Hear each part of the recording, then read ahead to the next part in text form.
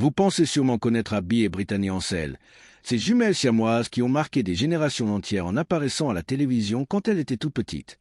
Deux têtes, deux personnalités totalement différentes, deux cœurs qui battent séparément, mais un seul corps à partir de la poitrine.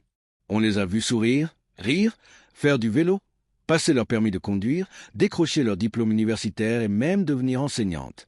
On les a applaudis, on les a trouvées incroyables, courageuses, exceptionnelles. Mais derrière ces images de succès extraordinaires se cache une vérité beaucoup plus sombre, une tragédie silencieuse qui dure depuis plus de 30 ans et qui ne vient pas de leur corps, mais du monde qui les entoure. Ces dernières années, leur vie a basculé dans un cauchemar médiatique et judiciaire. Mariage ultramédiatisé, procès, ragots, attaques en ligne, vie privée explosée en 1000 morceaux. Et le pire, personne ne leur laisse le droit d'être simplement humaines. Elles n'ont pas le droit de faire des erreurs, d'aimer qui elles veulent, de pleurer, de se tromper, de vouloir disparaître des écrans. Dans cette vidéo de plus longue que d'habitude, on va dépasser les 10 000 mots par que leur histoire mérite qu'on prenne le temps.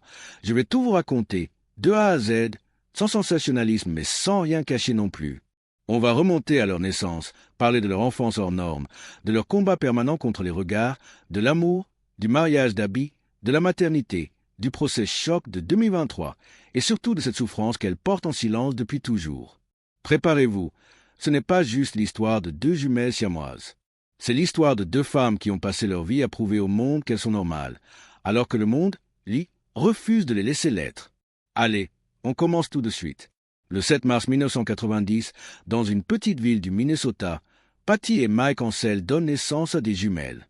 Rien d'exceptionnel jusque-là, jusqu'à ce que les médecins réalisent que leurs bébés sont des dicéphalus conjoint twins, c'est-à-dire des jumelles siamoises à deux têtes. Elles ont deux cerveaux, deux colonnes vertébrales, deux cœurs, 4 poumons, mais un seul tronc, un seul bassin, 2 bras et jambes partagés. Abby contrôle le côté droit, Brittany le côté gauche. Les médecins sont clairs dès le premier jour. Une séparation est impossible sans tuer l'une ou les deux. La probabilité de survie à l'âge adulte, moins de 1%. Pour beaucoup de parents, ça aurait été la fin du monde. Pour Patty et Mike, ça a été le début d'une promesse. Leur fille vivrait la vie la plus normale possible. Ils refusent de les cacher. Pas d'hôpital à vie, pas de maison isolée, pas de pauvres petites choses. À 6 ans seulement, Abby et Brittany passent pour la première fois à la télévision dans l'émission d'Oprah Winfrey. Le monde entier découvre ces deux petites filles blondes qui se disputent déjà pour savoir qui tient le crayon et qui rient en même temps. L'émission fait un carton. Du jour au lendemain, elles deviennent les jumelles siamoises les plus célèbres du monde. Mais ce que le public voit comme un miracle est en réalité le début d'une vie sous microscope permanent. À l'école primaire, les autres enfants les regardent comme des extraterrestres. Certains pleurent en les voyant. D'autres leur demandent si elles ont mal tout le temps.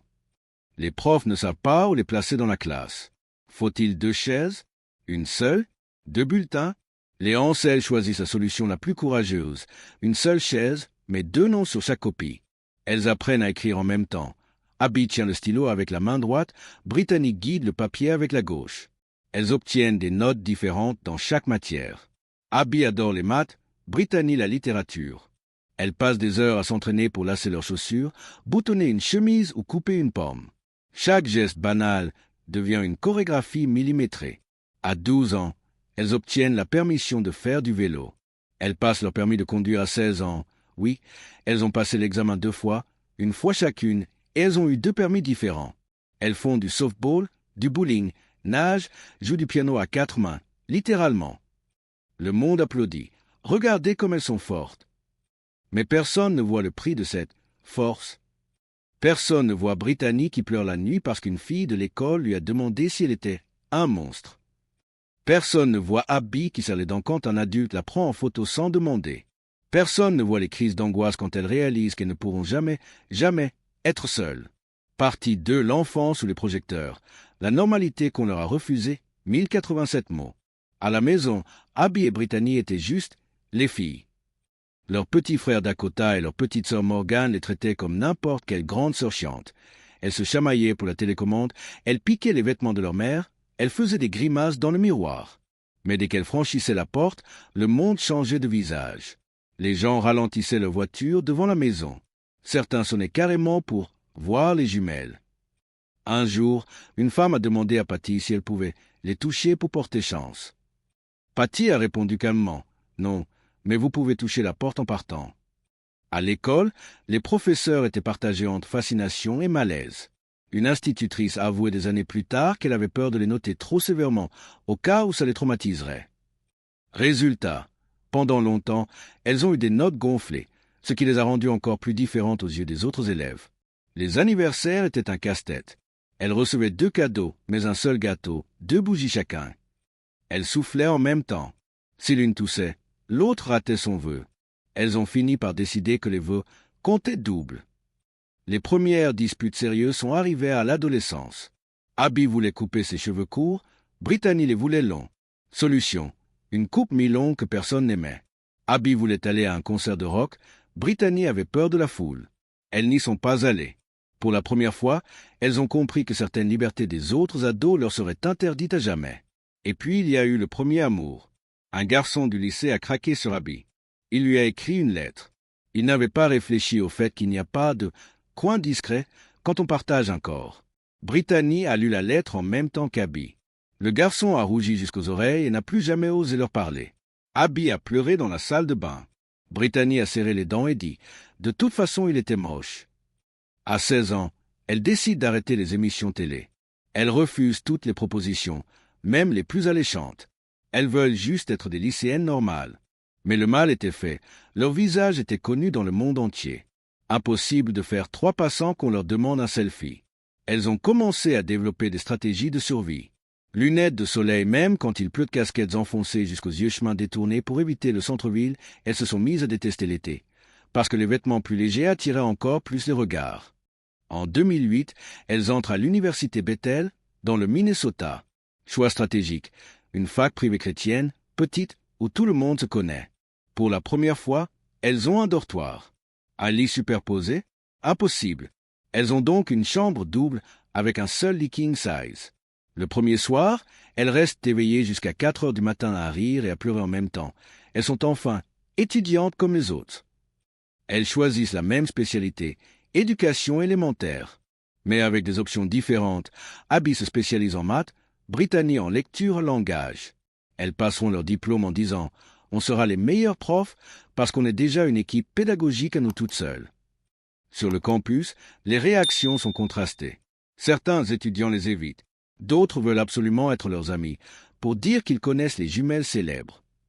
Elles apprennent vite à repérer les chasseurs d'autographes. Elles sortent parfois. Un soir, dans un bar, un type complètement saoul leur demande « Alors, quand vous faites l'amour, c'est comment ?» Abby lui répond froidement. « Et toi, quand tu te branles, tu te filmes pour YouTube ?» Le silence qui suit est délicieux. Elle tombe aussi sur des anges. Une fille, Sarah, devient leur meilleure amie. Elle ne leur pose jamais de questions indiscrètes. Elle les traite comme n'importe qui. Quand quelqu'un les regarde trop, Sarah se plante devant elles et lance « T'as jamais vu des jumelles avant ou quoi ?» Elles pleurent de rire. Mais la liberté reste partielle. Elles ne peuvent pas faire la fête jusqu'à 3 heures du matin. Si l'une est fatiguée, l'autre doit rentrer. Elles ne peuvent pas draguer séparément. Elles ne peuvent même pas aller aux toilettes seules quand il y a du monde. Un jour, Brittany attrape une grosse grippe. Abby, elle, va parfaitement bien. Mais elles doivent quand même rester alitées toutes les deux. Brittany pleure de frustration. « J'en ai marre d'être punie pour des trucs qui ne me concernent pas. » Abby répond doucement. « Et moi j'en ai marre que tu oublies qu'on est coincés ensemble pour toujours. » Silence glacial pendant 2 jours. C'est la dispute la plus longue de leur vie. Elles finissent par se réconcilier en regardant Dirty Dancing pour la 47e fois. Et elles comprennent que même les disputes normales leur sont interdites. Elles n'ont pas le droit de claquer la porte. En 2012, elles décrochent leur diplôme avec mention. Le doyen prononce un discours émouvant. « Vous nous avez appris plus que nous ne vous avons appris. » Elle sourit sur les photos. Mais dans la voiture du retour, Brittany murmure « J'espère juste qu'un jour on pourra être anonyme. » Abby a 31 ans. Elle est amoureuse. Joshua Bowling, infirmier, ancien militaire, divorcé, père d'une petite fille de 8 ans, entre dans leur vie comme une évidence. Il ne les a pas rencontrés via la télé ou les réseaux. Il les a croisés dans la vraie vie, à une soirée d'amis communs. Il a vu Abby d'abord, puis Brittany, puis les deux en même temps. Et il n'a pas fui. Au début, c'est juste des cafés, des promenades, des discussions jusqu'à 2 heures du matin. Joshua pose des questions normales. Tu préfères la pizza ananas ou pas?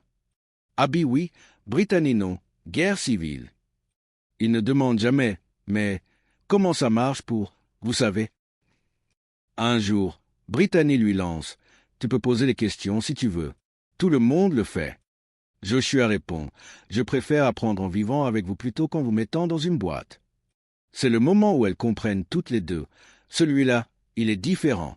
La demande en mariage arrive en août 2020, au bord d'un lac, sous une pluie d'été. Joshua s'agenouille devant les deux, évidemment. Il sort 2 bagues, une pour Abby, une alliance plus simple pour Brittany, symbole qu'il épouse Abby mais qu'il respecte leur lien. Brittany pleure avant même qu'Abby dise oui. La cérémonie a lieu en mars 2021, en tout petit comité, 35 personnes maximum, dans une grange décorée de lumière et de fleurs sauvages. Abby porte une robe blanche classique. Brittany une robe coordonnée mais dans une couleur légèrement différente. Joshua a écrit 2 vœux, un pour Abby, je t'aime pour toujours, toi, un pour Brittany, je te promets de toujours respecter ton rôle dans sa vie et dans la nôtre. Il n'y a pas une seule caméra de télé, pas un journaliste. Les photos qui filtreront plus tard viennent d'un invité qui les vendra à un tabloïd. Le monde explose. Twitter, TikTok, Reddit, c'est la folie. C'est qui le mari? Les deux? Une seule? L'intimité, c'est quoi ce bordel? La sœur, elle fait quoi pendant ce temps-là? Elle regarde? Certains posts atteignent 10 millions de vues en 24 heures. Des comptes pornographiques commencent à créer du contenu fake avec leur visage. Brittany passe 3 nuits blanches à signaler des vidéos deepfake. Elles reçoivent des milliers de messages. 80% de félicitations. 20% de haine pure. C'est contre nature, c'est dégoûtant. Le pauvre mec doit être taré. Un pasteur américain fait même une vidéo de 40 minutes pour expliquer que leur mariage contre la volonté de Dieu. Elle fait 3 millions de vues. Chez elles, c'est le silence radio. Elles ne répondent à rien. Elles ferment leur compte privé. Elles coupent le Wi-Fi pendant une semaine. Elles pleurent, elles rient, elles boivent du vin, elles regardent des comédies romantiques débiles. Et elles décident de vivre. La petite fille de Joshua s'appelle Isabella. Elle a 8 ans quand Abby entre officiellement dans sa vie. Le premier week-end ensemble est un test grandeur nature. Isabella arrive avec son doudou et pose la question que tous les adultes retiennent. Pourquoi vous avez 2 têtes? Abby répond, parce que Dieu s'est dit que 2 fois plus de bêtises, c'était plus drôle. Isabella rit. Le ice est brisé. Mais ça ne reste pas aussi simple. Il y a des moments où Isabella veut parler, juste à papa et Abby. Brittany se retrouve là, physiquement présente, mais émotionnellement exclue. Un soir, Isabella demande à faire un câlin, seulement à Abby. Brittany sourit, mais dès qu'elles sont seules, elle craque. Parfois, j'ai l'impression d'être un fantôme dans ma propre vie. Abby la prend dans ses bras, elles n'ont pas le choix de toute façon, et répond, « Tu n'es pas un fantôme. Tu es ma maison. » Elles mettent en place des règles. Isabella peut demander des moments à 3 ou des moments Abby seul. Dans ce cas, Brittany met des écouteurs et regarde une série. Point les décisions importantes, école, santé, vacances, se prennent toujours à 3 points quand Isabella appelle. Elle dit « Salut les filles » ou « Salut Abby », selon l'humeur. Elles acceptent les deux. Il y a des moments magiques. Isabella apprend à faire des tresses. Elle en fait une à Abby, une à Brittany. Elles font des gâteaux ensemble. Abby pétrit, Brittany décore, Isabella goûte tout. Un jour, Isabella dit spontanément « J'ai 2 mamans, mais c'est pas bizarre, c'est juste plus d'amour. » Cette phrase, elle l'enregistre dans leur cœur pour toujours. Mais il y a aussi les regards extérieurs. À l'école d'Isabella, certaines mamans refusent que leur enfant aille jouer chez elle, à cause des jumelles. Une enseignante demande à Isabella de faire un exposé sur « ma famille spéciale ». Isabella rentre en pleurant. Ce soir-là, Abby, Brittany et Joshua s'assoient avec elle et lui expliquent que « normal, ça n'existe pas vraiment ». Est-ce qu'elles ont déjà voulu mourir? Oui, il y a eu des nuits, surtout après le procès, où Brittany fixait le plafond et pensait « si je n'existais pas, Abby pourrait avoir une vie normale ». Et des nuits où Abby pensait exactement la même chose dans l'autre sens. Elles ne se le sont jamais dit à voix haute. Elles n'ont pas besoin, elles le sentent dans le rythme de l'autre. Est-ce qu'elles ont déjà envié les autres? Tous les jours. Elles ont vu des sœurs se disputer et claquer la porte. Elles ont vu des couples se séparer sans avoir à traîner l'autre dans le divorce. Elles ont vu des femmes enceintes caresser leur ventre seules. Elles ont pleuré devant des films où une héroïne part en voyage sac à dos, parce qu'elles savent qu'elles ne pourront jamais. Est-ce qu'elles ont déjà eu envie de se séparer? Oui, quand elles avaient 14 ans. Elles ont fait des recherches sur Internet, opération séparation jumelle d'Icéphalus. Elles ont trouvé des forums de médecine, des photos d'autopsie, des statistiques terrifiantes. Elles ont fermé l'ordinateur et se sont prises dans les bras en pleurant. Depuis, elles n'en ont plus jamais reparlé. Est-ce qu'elles ont peur de la mort? Terriblement. Pas de mourir elles-mêmes, mais de mourir l'une avant l'autre. Les médecins leur ont dit, si l'une fait un AVC ou un arrêt cardiaque, l'autre a entre 5 et 30 minutes avant que le corps partagé ne suive. Elles ont fait un pacte. Si l'une part, l'autre fait tout pour tenir le plus longtemps possible. Pour dire au revoir. Pour ne pas partir seule. Est-ce qu'elles ont déjà regretté d'être nées ainsi? Oui. Et elles se détestent de l'avoir pensé. Parce que ça voudrait dire regretter l'existence de l'autre. Et ça, c'est la seule chose qu'elles ne se pardonneraient jamais. Est-ce qu'elles sont heureuses? Par moments, oui. Quand Isabella rit à une de leurs blagues. Quand elles arrivent à faire un gâteau qui ne brûle pas.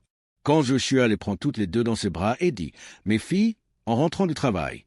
Mais le bonheur est toujours teinté d'une pointe de fatigue. Comme si elles devaient le mériter plus que les autres.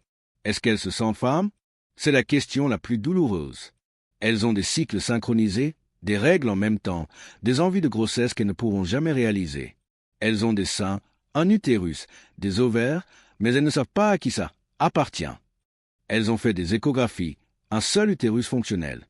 Elles ont pleuré pendant 3 jours. Puis elles ont décidé que si un jour elles voulaient un enfant, elles adopteraient. Ou elles feraient une GPA avec l'ovule de l'une et le sperme de Joshua. Elles n'ont pas encore choisi. Elles ont le temps. Ou pas. Elles n'en parlent jamais publiquement. Parce que dès qu'elles ouvrent la bouche, on leur vole leurs mots pour en faire un spectacle. Le monde leur doit des excuses. Pas des grandes déclarations. Juste le silence. Le respect de ne pas les filmer dans la rue. De ne pas poser de questions sur leur intimité. De ne pas faire d'elles un sujet de débat éthique chaque fois qu'elles osent vivre. Le monde leur doit le droit à l'erreur. Oui, elles ont peut-être choisi un homme avec un passé compliqué. Et alors? Des millions de femmes le font tous les jours sans que personne ne vienne fouiller leur vie. Le monde leur doit le droit d'être banal. De faire des courses sans qu'on les prenne en photo. De vieillir sans qu'on commente leurs rides ou leurs cheveux gris. De mourir un jour sans que ça fasse la une. Le monde leur doit de la gratitude.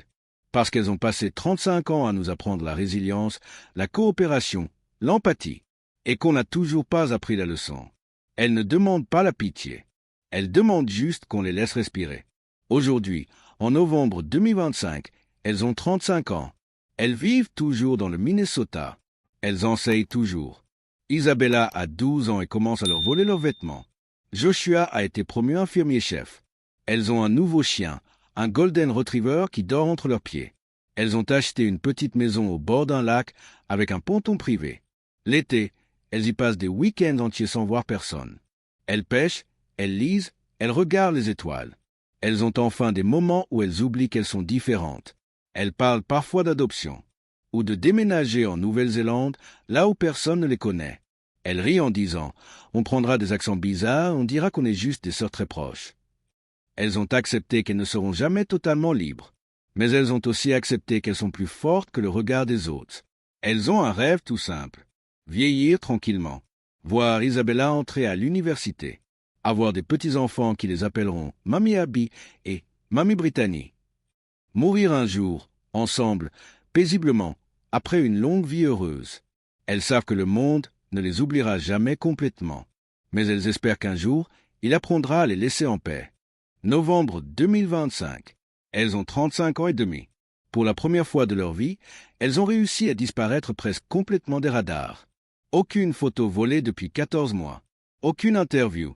Même les forums Reddit les plus toxiques ont fini par se lasser. Il n'y a plus rien à dire, elles sont chiantes maintenant. Dans la maison au bord du lac, il y a désormais une règle absolue.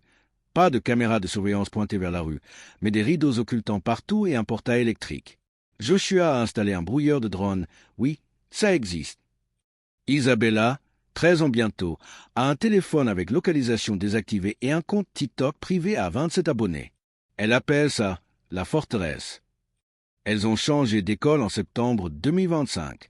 Elles enseignent maintenant dans un petit établissement privé à 70 km de chez elles. Personne ne sait qui elles sont, sauf la directrice, qui a signé un NDA en béton. Les enfants les appellent Missa et Miss B. Un gamin a demandé un jour, « Pourquoi vous avez toujours les mêmes vêtements ?» Elles ont répondu, « Parce qu'on est des jumelles ultrafusionnelles. » Fin de l'histoire. Pour la première fois, elles rentrent du travail sans avoir été prises en photo une seule fois. Elles ont commencé un projet secret, écrire un livre, mais pas le livre que tout le monde attend. Pas de Notre vie extraordinaire, pas de larmes, pas de leçons de vie. Un roman jeunesse. Une histoire de deux sœurs qui vivent dans le même corps et qui résolvent des enquêtes dans un monde magique. Elles écrivent à quatre mains, littéralement. Abby tape les dialogues d'un personnage, Brittany ceux de l'autre. Elles ont 300 pages. Elles hésitent encore à le publier sous pseudo ou sous leur vrai nom. Pour l'instant, c'est juste pour elles. Et pour Isabella, qui fait les illustrations. Brittany a repris la guitare. Abby déteste le bruit, alors elles ont trouvé un compromis. Brittany joue avec un casque silencieux et vibreur dans la main gauche. Abby sent les vibrations et trouve ça apaisant. Elles appellent ça notre concert privé. Elles ont aussi recommencé à voyager. Pas loin, pas longtemps, mais incognito. Casquettes, masques, vêtements amples. Elles ont passé une semaine à Québec en octobre. Personne ne les a reconnues. Elles ont mangé de la poutine à 2 heures du matin dans un dîner et ont pleuré de joie parce que le serveur leur a juste dit « Bon appétit, mesdames ». Il y a une question qu'elles se posaient tous les jours avant. Est-ce qu'un jour on sera libre? Elles ne se la posent plus, parce qu'elles ont compris que la liberté totale n'existera jamais. Mais elles ont trouvé autre chose, la paix relative. Elles ont arrêté de lire tout ce qui se dit sur elles. Elles ont même arrêté de googler leur nom. Joshua a mis un bloqueur parental sur le routeur. Quand quelqu'un leur envoie un article, « Tu as vu, il parle encore de vous », elles répondent, « Non merci, on vit déjà dedans ». Elles ont aussi arrêté de culpabiliser. Culpabiliser d'être nées ainsi. Culpabiliser d'aimer Joshua. Culpabiliser de vouloir protéger Isabella des regards. Culpabiliser de ne pas vouloir d'autres enfants biologiques. Culpabiliser de dire non aux médias. Elles ont décidé que la culpabilité, c'était le luxe des gens qui ont le choix. Un soir, Brittany a dit, « Et si on arrêtait d'être des héroïnes, juste pour voir ce que ça fait d'être des femmes lambda ?» Abby a répondu, « On essaie dès demain. » Et elles l'ont fait. Il y a eu un moment, en mars 2025, où elles ont été à 2 doigts d'abandonner. Un compte TikTok anonyme avait posté une vidéo deepfake ultra réaliste d'elles deux en train de se disputer violemment avec Joshua. Ça a fait 28 millions de vues en 72 heures. Les commentaires étaient un océan de haine. Isabella a vu la vidéo à l'école. Une camarade la lui a montrée. Elle est rentrée en pleurant. « Pourquoi les gens disent que papa vous bat ?» Ce soir-là, elles ont fait leurs valises. 3 sacs, direction, aéroport. Destination, n'importe où, mais loin. Joshua n'a même pas discuté. Il a juste dit « Je prends les passeports ». Ils étaient dans la voiture, à 10 minutes de l'autoroute, quand Isabella a dit depuis la banquette arrière « Si on part, il gagne ». Silence. Abby a freiné. Elles se sont garées sur le bas-côté. Elles ont pleuré toutes les 3 pendant 1 heure. Puis elles ont fait demi-tour. Elles sont rentrées. Elles ont signalé la vidéo. Elle a été supprimée 48 heures plus tard. Et elles ont décidé que fuir, ce serait perdre. Depuis ce jour, elles ont un mantra. On ne leur donnera plus le pouvoir de nous faire partir. Isabella a 13 ans maintenant. Elle est grande, drôle, un peu rebelle. Elle leur a appris quelque chose qu'aucun adulte n'avait réussi. Qu'on peut les aimer sans les idolâtrer ni les plaindre. Elle râle quand elle lui demande de ranger sa chambre. Elle leur pique leur pull. Elle leur dit « Vous êtes relou » quand elle l'empêche de sortir tard. Elle est normale avec elle. Et c'est le plus beau cadeau du monde. Elle a aussi commencé à les défendre. À l'école, quand un garçon a fait une blague débile, elle lui a répondu « T'as déjà essayé de vivre avec ta sœur 24H24 ? Non ? Alors ferme-la. » Elle a été collée. Elles sont allées la chercher au collège en riant. Elle leur a demandé récemment « Quand je serai grande, est-ce que je pourrai dire que vous êtes mes mamans ?» Elles ont répondu oui sans hésiter. Et elles ont pleuré dans la cuisine après. Il est 6h12, un mardi de novembre 2025. Le réveil sonne. Pour la première fois de leur vie, aucun journaliste n'est garé devant la maison. Aucun drone. Aucune notification. Quelqu'un a posté une vieille photo de vous. Juste le bruit du café qui coule et du chien qui remue la queue. Joshua est déjà parti à l'hôpital. Isabella dort encore, enroulée dans une couette avec des licornes. Abby et Brittany sont seules dans la cuisine, en pyjama, cheveux en bataille. Elles se regardent et éclatent de rire sans raison. Un rire bête, libre, de ce qu'elles n'osaient pas avant parce qu'elles avaient toujours peur qu'on les entende et qu'on les filme. Elles prennent leur petit déjeuner comme tout le monde. Abby beurre le toast du côté droit. Brittany verse le jus d'orange du côté gauche. Elles se disputent pour savoir si on met la confiture avant ou après le beurre, depuis 35 ans, toujours pas tranché. Elles écoutent la radio locale qui parle de la météo et des embouteillages. Aucun flash info. Les jumelles en selle ont été vues. Rien. Le silence le plus beau du monde. Elles partent au travail dans leur vieille Honda grise, vitres teintées, plaque d'immatriculation banale. Sur la route, personne ne klaxonne. Personne ne les suit. Elles mettent leur playlist ringard des années 2000 à fond. Britney Spears, Backstreet Boys, tout ce qu'elles aimaient ado et qu'elles n'osaient pas écouter trop fort avant, au cas où quelqu'un reconnaîtrait la voiture. À l'école, les enfants courent vers elles. Miss A, Miss B, on fait des volcans en sciences aujourd'hui? Elles disent oui. Elles préparent la pâte à bicarbonate avec les gosses. Un petit garçon renverse du vinaigre partout et s'excuse en rougissant. Elle le rassure. « T'inquiète, on a déjà vu pire. » Elle rit. Vraiment. Le soir, elles rentrent. Elles font des lasagnes. Isabella fait ses devoirs en râlant. Joshua rentre, embrasse les trois, filles, le chien compris. Il regarde un épisode de The Great British Bake Off. Elles s'endorment sur le canapé, toutes les quatre entassées. Personne ne prend de photos. Personne n'a besoin de savoir. C'est ça, leur nouvelle normalité. Et c'est la plus belle revanche qu'elles pouvaient prendre. Un soir de décembre 2025, Brittany prend un carnet neuf. Elle écrit une lettre, habillée en même temps, comme toujours. Elle pleure, elle rit, elle réécrive. Elle décide de ne jamais l'envoyer. Elle la garde dans une boîte en métal, sous leur lit, avec les premières dents d'Isabella et le bracelet d'hôpital de leur naissance.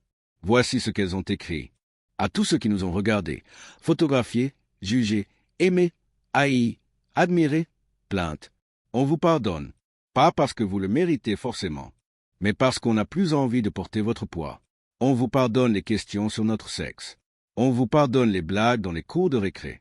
On vous pardonne les deepfakes, les menaces, les pétitions. On vous pardonne même les pauvres petites et les « vous êtes tellement courageuses ». On ne vous demande plus de comprendre. On vous demande juste d'arrêter.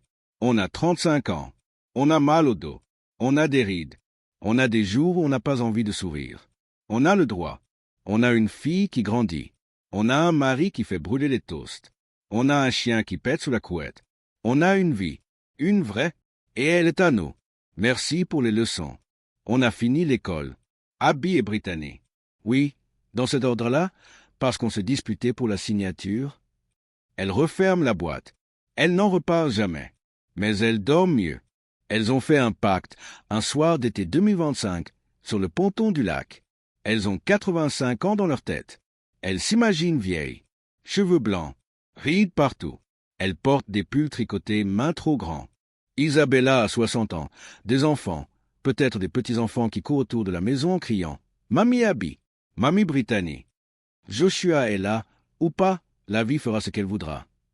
Elles sont assises sur des chaises longues, pieds dans l'eau. Elles se tiennent la main, elles n'ont jamais pu faire autrement. Elles se disent « Tu te souviens quand on avait peur de ne pas vivre jusqu'à 20 ans? Tu te souviens quand on pensait qu'on ne se marierait jamais? Tu te souviens quand on croyait qu'on ne serait jamais tranquille? » Elle rit, un rire rauque de vieille dame. Elles regardent le coucher de soleil. Elles se disent « On a gagné, pas contre le monde, on a gagné pour nous. » Elles savent qu'un jour, quand elles partiront, les médias feront des rétrospectives géantes. Les jumelles siamoises les plus célèbres du monde nous ont quittés. Elles savent qu'on ressortira les vieilles photos, les émissions d'Oprah, les photos de mariage. Elles haussent les épaules d'avance, parce qu'à ce moment-là, ça ne les atteindra plus. Elles auront eu leurs 50, 60, 70 années de calme. Elles auront vu Isabella voler de ses propres ailes. Elles auront dormi sans cauchemar. Elles auront aimé. Elles auront vécu.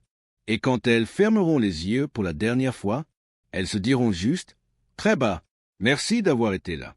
Je t'aime. On s'est bien débrouillé, non ?» Et elles partiront ensemble, comme elles sont arrivées. C'est la seule fin qu'elles veulent. C'est la seule fin qu'elles méritent. Si elles pouvaient vous dire une seule chose, ce serait ça. Arrêtez de nous sauver. Arrêtez de nous admirer. Arrêtez de nous analyser.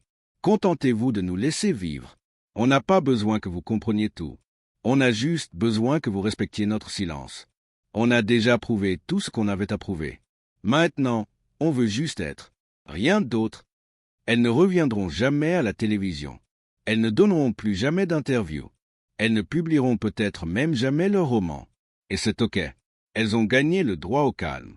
Et si un jour vous les croisez dans la rue, parce que oui, elles sortent encore, ne prenez pas votre téléphone.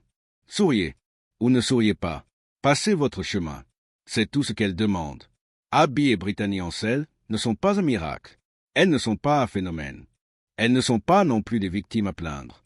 Ce sont deux femmes fatiguées d'être fortes, deux femmes qui ont le droit d'aimer, de se tromper, de rire, de pleurer, de vieillir. Deux femmes qui ont passé leur vie à nous apprendre ce que signifie être humain, et qui n'ont toujours pas reçu en retour le plus simple des droits, celui d'être traités comme des êtres humains.